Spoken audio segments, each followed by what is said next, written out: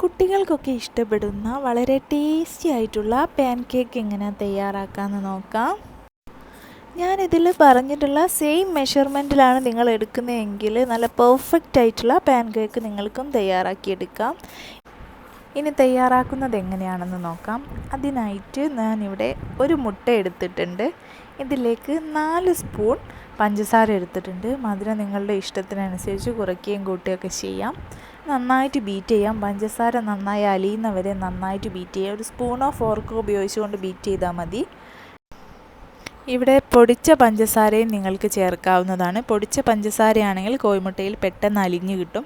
ഞാനിവിടെ പൊടിക്കാത്ത പഞ്ചസാരയാണ് എടുത്തിട്ടുള്ളത്. 4 ടേബിൾ സ്പൂണാണ് എടുത്തിട്ടുള്ളത്. നമ്മുടെ മുട്ടയും പഞ്ചസാരയും നന്നായിട്ട് ബീറ്റ് ആയിട്ടുണ്ട്. ഇനി നമുക്കിതിലേക്ക് 1 സ്പൂണ് വാനില എസൻസ് കൂടി ചേർക്കാം. ഇത് ഓപ്ഷനിലാണ് കേട്ടോ, ഒരു ടേസ്റ്റിന് വേണ്ടി മാത്രമാണ്. ഇതില്ലെങ്കിലും കുഴപ്പമൊന്നുമില്ല. എന്നിട്ട് നന്നായിട്ട് ബീറ്റ് ചെയ്തെടുക്കാം. ഇനി ഇതിലേക്ക് നമുക്ക് ആവശ്യമായിട്ടുള്ളത് പാലാണ്. പാൽ ഞാൻ എടുക്കുന്നത് ഇവിടെ 1/2 ഗ്ലാസ് പാലാണ്.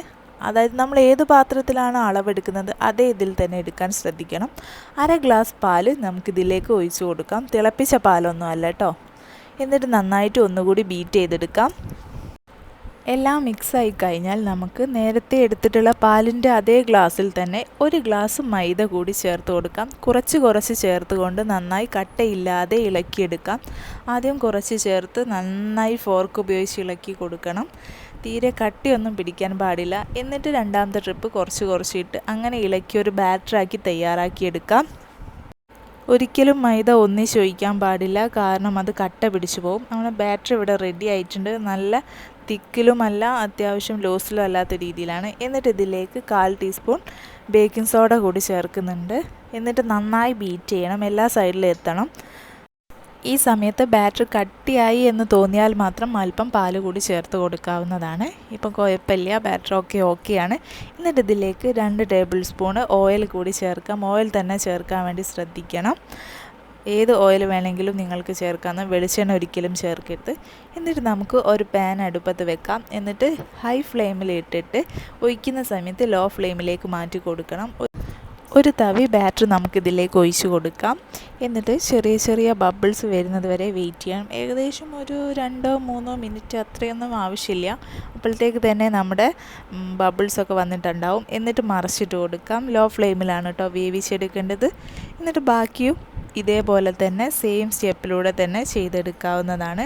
വളരെ എളുപ്പത്തിൽ ബ്രേക്ക്ഫാസ്റ്റ് ആയിട്ടോ ഈവനിങ് സ്നാക്സ് ആയിട്ടോ എന്ത് വേണമെങ്കിലും ആക്കിയിട്ട് നമുക്ക് തയ്യാറാക്കാവുന്ന ഒരു വിഭവം തന്നെയാണിത്. ഓരോ തവി ബാറ്ററും ഒഴിച്ചു കൊടുത്തുകൊണ്ട് നമുക്ക് ഇതേപോലെ തയ്യാറാക്കാവുന്നതാണ്. ബബിൾസ് വരുന്ന സമയത്ത് മറിച്ചിടാം.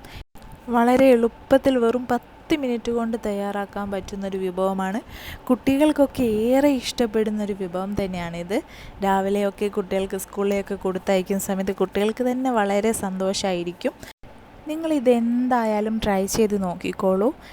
ഞാൻ പറഞ്ഞിട്ടുള്ള മെഷർമെൻറ്റിലാണ് നിങ്ങൾ എടുക്കുന്നതെങ്കിൽ നമുക്ക് പെർഫെക്റ്റ് ആയിട്ടുള്ള പാൻ കേക്ക് തയ്യാറാക്കിയെടുക്കാം. പാൻ കേക്കിൻ്റെ മുകളിൽ കുറച്ച് തേനുകൂടി ഒഴിച്ച് നമുക്കിത് സെർവ് ചെയ്യാവുന്നതാണ്. ഇതേപോലത്തെ ഈസി റെസിപ്പികൾക്ക് വേണ്ടിയിട്ട് ചാനലൊന്ന് സബ്സ്ക്രൈബ് ചെയ്ത് ലൈക്ക് ചെയ്ത് ഷെയർ ചെയ്ത് കൂടെ കൂടിക്കോളൂ കേട്ടോ. ഇനി മറ്റൊരു ഈസി റെസിപ്പി ആയിട്ട് കാണാം. ബൈ.